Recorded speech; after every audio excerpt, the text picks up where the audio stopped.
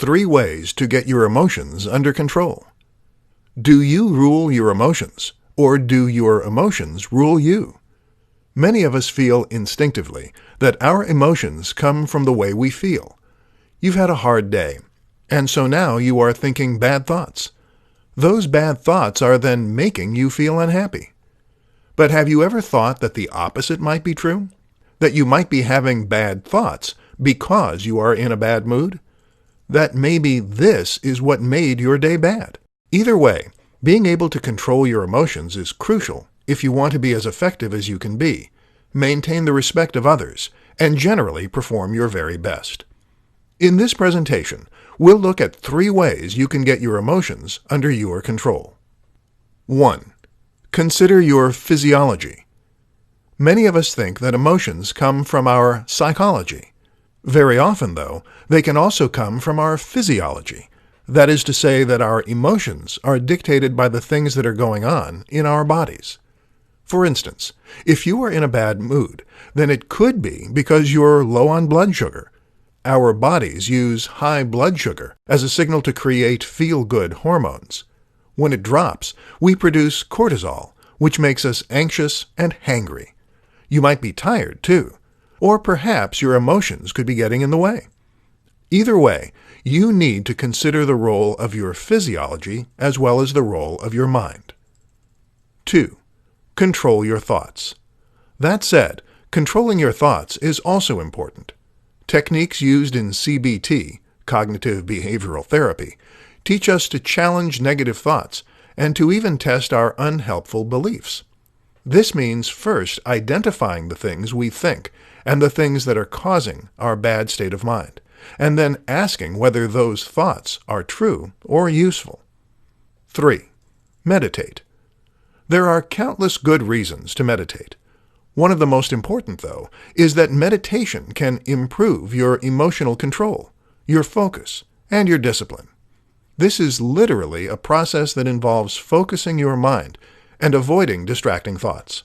And if you can do that, then you can avoid distracting emotions as well. In the short term, a bout of meditation is a great way to calm your racing mind. In the long term, it is a powerful tool for enhancing your emotional stability. 5 surprising ways the mind influences the body, and vice versa. It is a mistake to think of our mind and body as separate entities. The reality is that we are holistic machines, and that no aspect of our psychology, physiology, or biology can exist independently of the rest. Your mood is tied to your physiology, and your physiology is tied to your mood. This is part of what makes the mind so powerful. It controls not only our thoughts, but also our body. Here are some surprising examples. 1. Your mind can boost your immune system. If you are positive, jolly, and surrounded by people who love you, then you are actually more likely to overcome illnesses. It turns out that stress suppresses the immune system, whereas happiness hormones can reinforce it. 2. Stress changes your children. Stress changes your biology in many ways.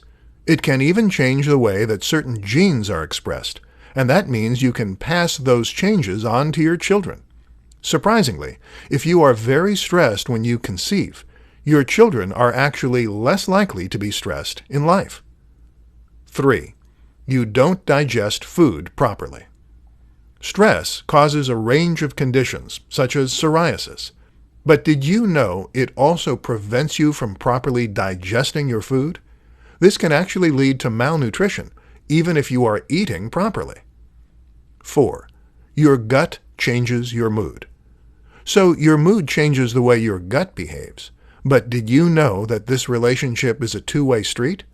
You see, your gut contains nearly as many neurons as your brain, and the tiny bacteria that live there actually produce neurotransmitters that can affect your mood. This is why the gut is sometimes referred to as the second brain. 5. Embodied cognition. Embodied cognition is a recent theory in psychology that better explains the close link between the body and the brain. Previously, it was thought that the brain had its own internal language. This was sometimes referred to as mentalese. The idea was that whenever someone said something to you, your brain would translate that into mentalese so that you could understand it. But now it is thought that the way the brain understands things is by visualizing those things. And that happens by lighting up areas in the brain as though you were doing those things. So if I told you about a walk I took through the woods, you might visualize yourself walking through the woods. Perhaps feel the wind on your neck and the leaves crunching underfoot. The brain doesn't work without the body, and vice versa. 5 tricks to eliminate procrastination and maintain focus. Getting what you want out of life often comes down to something very simple: sustained effort.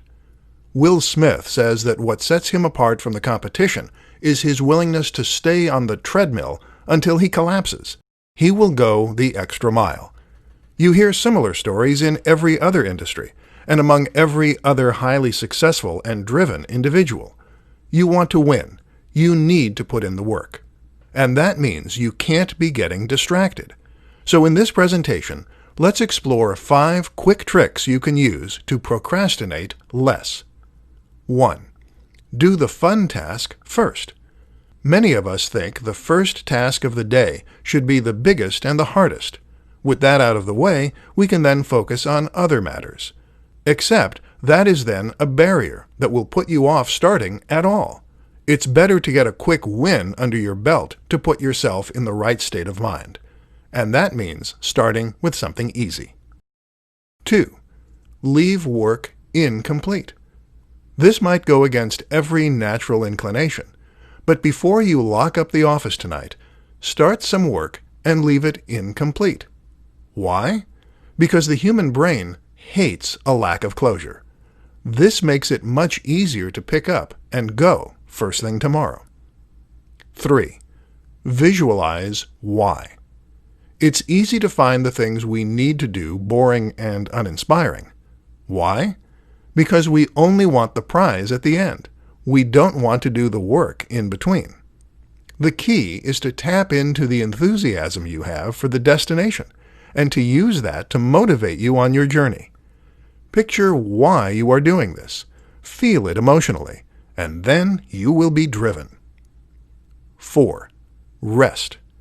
If you want to be as effective as possible during working hours, you need to rest during your time off.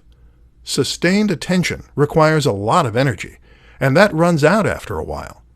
Give yourself some time to recoup and to do the things you want to do. 5. Music on repeat. Listen to the same musical tracks on repeat on headphones.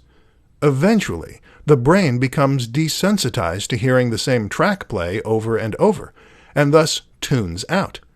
This makes it effectively like more entertaining white noise. It's like sensory deprivation, meaning you have an entire sense less to distract you. How to conquer your fears and face any challenge. Fear is one of the most terrible things, and there is a simple reason for that. That is because your fears limit what you feel you can accomplish. Your fears prevent you from doing the things you want to do. They make you second-guess yourself, and they prevent you from taking chances. That in turn means that fears put restrictions on you, and they go as far as to limit your freedom. So the question is, how can you destroy fear and face whatever challenge you choose? This presentation will attempt to provide you with some answers. Be willing to fail. It is not a brave man or woman who believes they cannot fail. That is a foolish one. Rather, it is a brave person who knows they can fail, but is willing to live with that possibility. This is the central philosophy of Stoicism in a nutshell. The notion that you might fail, but that is okay. Once you accept this possibility and realize that you can and will survive, it liberates you to try new things and to deal with the consequences when they come. Love the challenge. Similarly, it also pays to revel in the challenge. You don't fail until you stop trying. In the meantime, everything else is just another challenge, another obstacle. Think how dull life would be if everything were easy. The reality is that our brains and our bodies are designed to grow. They love challenge because this stimulates that growth and gives us a chance to better ourselves. So when your boss is giving you a hard time, consider it a test of your resolve. When you are struggling with debt, think of it as a challenge to earn the money you need fast. Face your fears. Tim Ferriss describes a process that allows a person to come to terms with their fears and to face them. This is called fear setting, and it involves writing down all the things you are afraid of on a piece of paper, and then writing down how you deal with each scenario and what the worst outcome of each case would be. So, if you are afraid of changing jobs, then maybe your fear stems from the fact that you might not like the new job, or that you might not be able to do it. But how likely is that really? You managed with the last one. You wouldn't have gotten the job if your employer didn't think you capable. And if that happened, wouldn't you just change jobs again? How to get more from life by changing your mindset. Most of us hold a huge selection of different limiting beliefs. These limiting beliefs pertain to who we are, to the amount of power and influence we have in our lives, and to the way we're supposed to act in the world. And without meaning to sound pro-conspiracy, a lot of this appears to be by design, a byproduct of the modern lifestyle that we have been born into. We grow up having certain beliefs about what is expected of us and who we are meant to be. And because we are never given an alternative view, we tend to just accept those views. For instance, you grow up believing that at the age of 18 or 21, you will finish your education and get a conventional job. You'll get married at 25 to 30, and you'll have 2.5 perfect kids. What you won't do is run away and join the circus, or decide to work online and to travel the world while you do, or to choose to delay having a family. We are taught to fear all kinds of things. We fear debt. We fear old age. We fear being alone. These fears keep us motivated. They keep us motivated to work those boring 9-to-5 jobs and not to leave work for something more fulfilling. We are taught to want things that we don't really need. How about a big house and a good title, so that you can impress other people? How about a widescreen TV and a huge amount of videos? Let's be honest. You can get all the entertainment you'll ever need from one old computer. And how much money do you really need to go traveling? Why does a title matter? Wouldn't it be more fulfilling to do a small job that you don't care about and to, meanwhile, chase after your dreams in your spare time? No answer is wrong.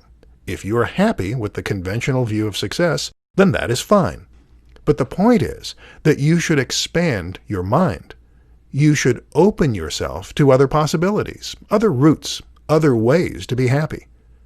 Don't be afraid. Don't let fear put you in a box or dictate what you're going to do with your life. And certainly, don't be dictated by the expectations of other people. You can do anything you want to do.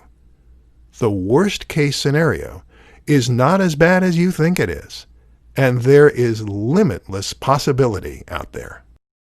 How to project the impression you want to give. Have you ever heard someone describe you and felt that they've got you all wrong? Have you ever described yourself as always relaxed, only for your friend to protest, "No, you are not"? We all have an idea of who we are, and we all have an idea of how others see us. But very often, that impression is not accurate. We are simply too close to the situation. And very often, trying to craft ourselves an image actually blows up in our faces. This presentation will help you to start projecting the image that you really want to have. Show, don't tell. The first absolutely critical thing to learn is that you must show and not tell. That means that you can't tell people who you are. And in fact, you can't even tell them about all the cool things you've done, hoping that they'll see you in a certain way. All this does is to make you look desperate to please and impress. And desperate probably isn't the impression you're going for. Am I right? The key is to be an interesting, complex, and multifaceted person, and then to simply let others discover that for themselves. The devil is in the details. The other crucial tip is not to try and fake it. We've all been there. We've all tried to project an impression of ourselves as being more aloof, or cooler, or more athletic, or more stylish. Maybe you've changed your whole wardrobe, or tried talking in a different voice, but people will be able to tell. Why? Because you'll miss the small details, the tiny factors that people will only pick up on unconsciously, but that will present an incomplete picture. And this brings us on to the last and most important point. Be genuine. The reality is that you will only ever impress others by being yourself. Now, if you're worried that you aren't a very impressive person, if you'd like to be more knowledgeable or more stylish, then the key is not to fake it, but to become it. If you are truly passionate about that change, then invest the time and effort and actually make it a part of who you are. But don't force things that don't come naturally to you. You don't have to be a certain way to impress others. You just have to be good at what you do. You just have to be the best version of you. Focus on that. Develop yourself, and others will start to notice.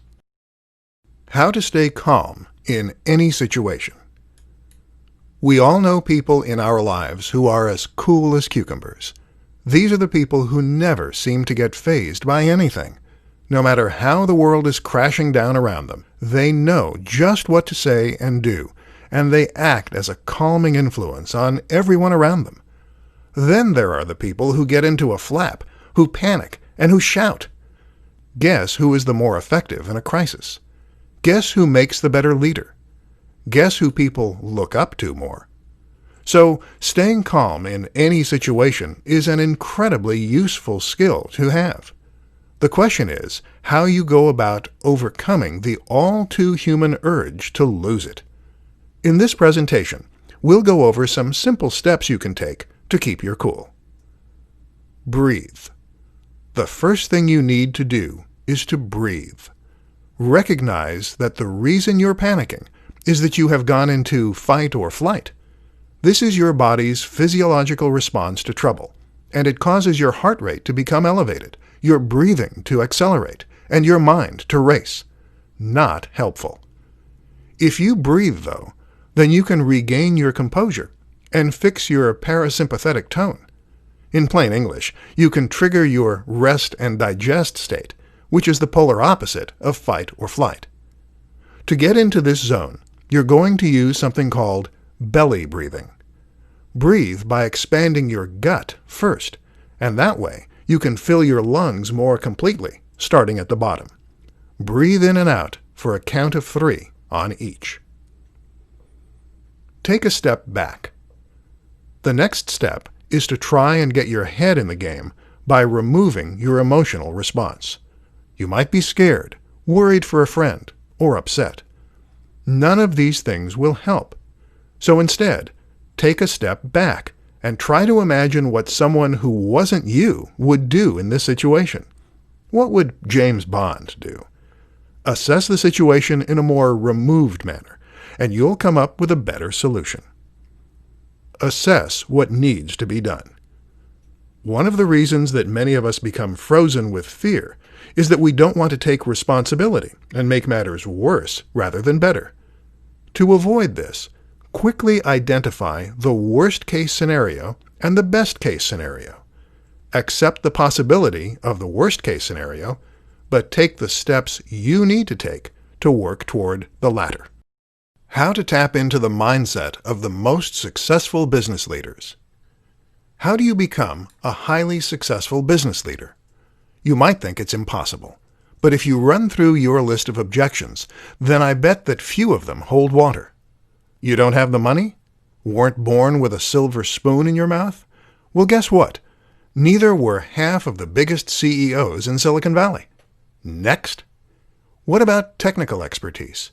Maybe you think you need to know how to program, or you need to know how to build computers. Actually, that can all be outsourced. Even Steve Jobs used Steve Wozniak to handle the tech side of things. No, the only thing missing is their mindset. And if you're making excuses, then that's the first sign that you aren't in the right frame of mind. So what can you do about it? The first thing I want you to do is to take responsibility and to decide what you want. Where do you want to be?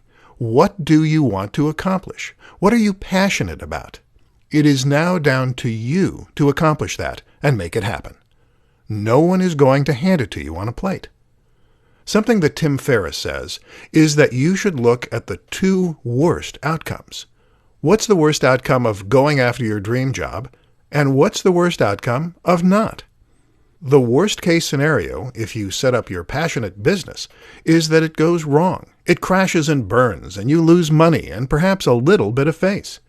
But if you don't go after it, the worst case scenario is that you stay stuck in the same job forever.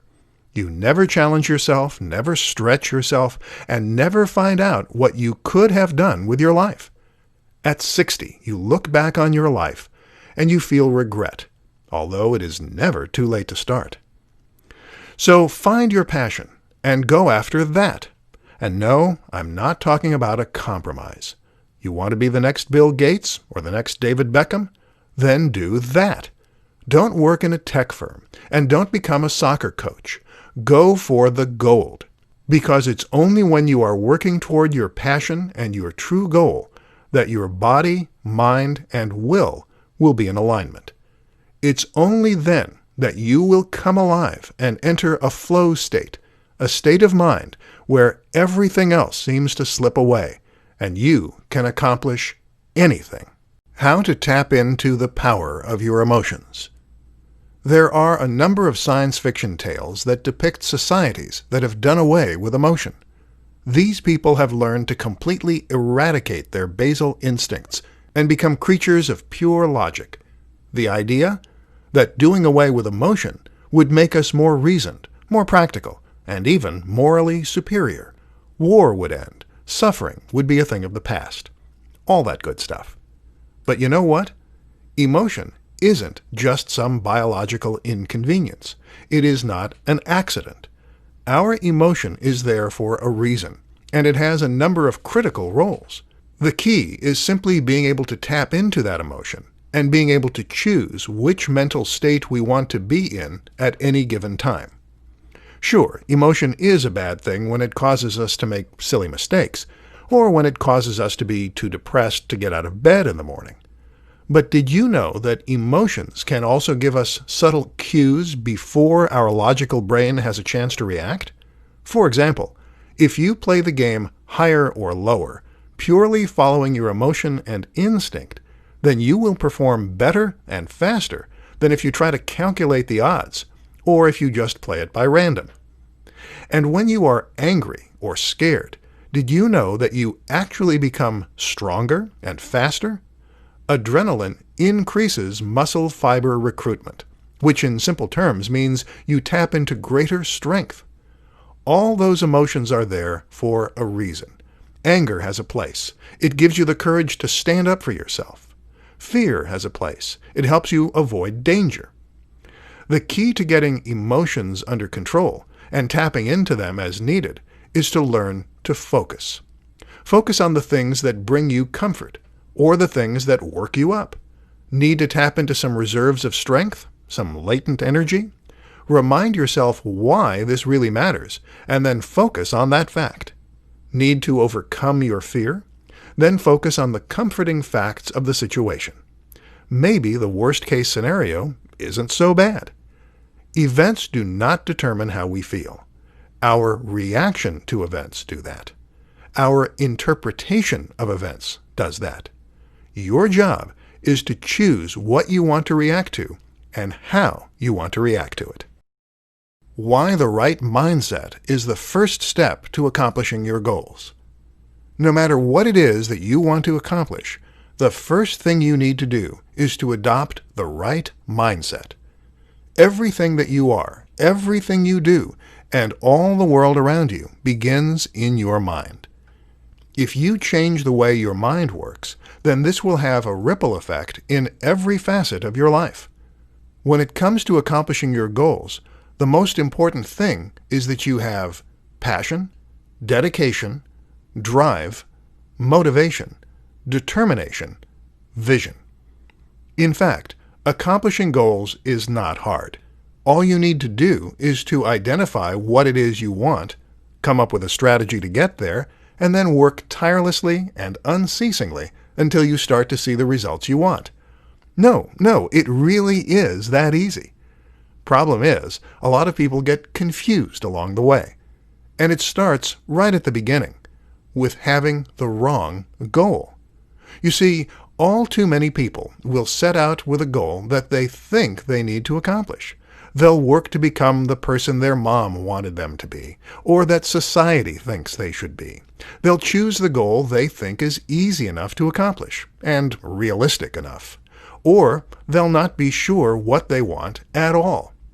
And when you do that, you will lose the ability to really go after what you want. This is the one factor that is critical in every single person who has ever been a huge success. They love what they do. They are passionate about it. They work on it in their spare time because it is what wakes them up in the morning, what drives them through the day. Do you think Einstein would have had as many breakthroughs as he did if physics was just his 9 to 5 and he hated it? Do you think that Elon Musk would be as successful as he is today if he had just worked for FedEx? If you want to become the best version of you, then you need to go after the thing that makes you truly come alive. And that in itself goes against a lot of what we're trained to believe. It takes a huge cognitive shift. But if you're going to accomplish everything you want to, then you need to change your mindset.